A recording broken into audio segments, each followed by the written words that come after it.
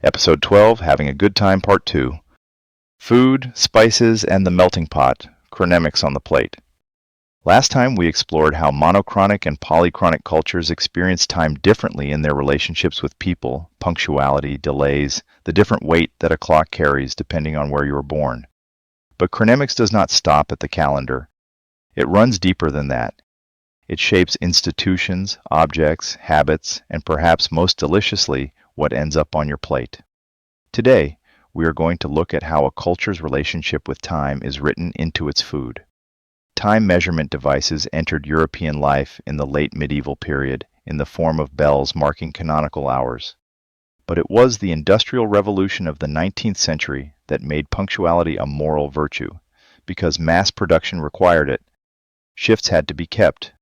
Machines could not wait. That monochronic infrastructure is now embedded in offices around the world. Scheduled meetings, tasks timed to the quarter hour, service-level agreements with customers, efficiency as the paramount goal. But here is what I find fascinating. Those same cultures, the ones that built the clock-driven world, also tend to have a very specific relationship with food. And when you look at it through the lens of chronemics, it is not a coincidence at all. Have you ever noticed how some cuisines are extraordinarily complex, dishes loaded with multiple spices, vegetables, meats, and even different types of carbohydrate all at once? Spanish paella, Egyptian kashari, Chinese stir-fry, each one a kind of organized chaos on the plate, where the whole is genuinely greater than the sum of its parts. And have you noticed how many foreigners complain about the food in their host countries? Too sweet, too salty, too bland. I once watched a YouTube channel where a group of people from rural India were given common Western foods for the first time: hamburgers, burritos, pizza. The reactions were a cultural lesson in themselves. One comment has stayed with me for years: but this tastes like nothing. If it is not layered with spice, it has no taste. I have Portuguese ancestry, and I feel a certain ancestral duty to honor my seafaring forefathers, the generations of Iberians who died on raging seas, trying to find India and access the spice market, only to end up in South America instead. Adding spices to a dish is, for me, part of the art of eating. Olive oil, lemon juice, hot sauce, applied generously. People often say to me, but then all you taste is the hot sauce, surely. That is a monochronic reaction, one that focuses on the newly added ingredient as an intruder, disrupting the original flavor. It misses the point. Adding a spice does not mask the dish. It transforms it. It is the same principle as chemistry. Adding a substance to a composition alters the composition itself. Think about two English expressions, bread and butter and meat and potatoes. Both denote the essential, foundational elements of something, the basics, the core. And notice what they describe: simple combinations.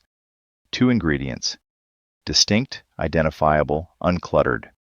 The monochronic mentality applied to food is precisely this: the ability to distinguish one thing clearly, to taste a single flavor without interference.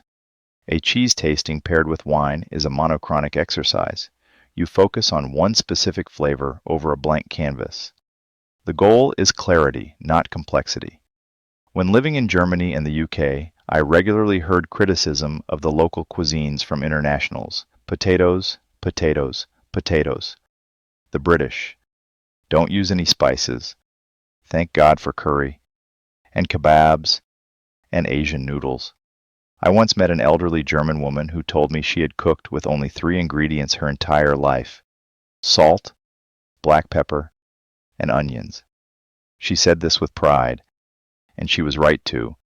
I genuinely love German and British food, just as I love Indian, Japanese, Chinese, and Middle Eastern cuisine. Whoever said food needs to be a party in your mouth? Was not the original purpose of a meal simply to nourish, to give you what you need to continue the day? Many have come a long way from basic sustenance. The luxury of being particular about food is its own kind of privilege. Look at the Chinese buffet. An infinity of dishes available simultaneously in apparently overwhelming abundance.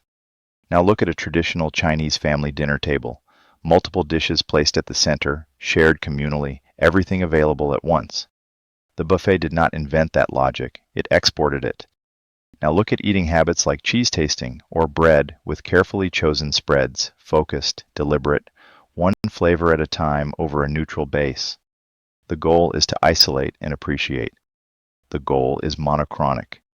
And then there is the hamburger, the American original, bread, meat, a few condiments, simple, handheld, efficient. Now look at how the same hamburger is prepared in many other parts of the world. Towering constructions of additional ingredients, impossible to eat with your hands, pieces falling as you try. The original concept transformed by a polychronic culinary impulse.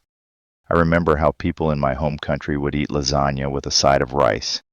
A double carb combination that makes no sense to me now, but made perfect intuitive sense to a polychronic culture that sees no contradiction in abundance. And many Europeans have been genuinely surprised by dinner invitations from local hosts to find a table with only one or two dishes. So simple was the recipe, as the saying goes. To the polychronic guest, it can feel ungenerous. To the monochronic host, it feels like refinement. When I lived in Finland, I found genuine delight in the local cuisine, which is simple, original, and deeply rooted in the landscape and climate that produced it. Rye bread, salmon, root vegetables, berries, nothing extraneous.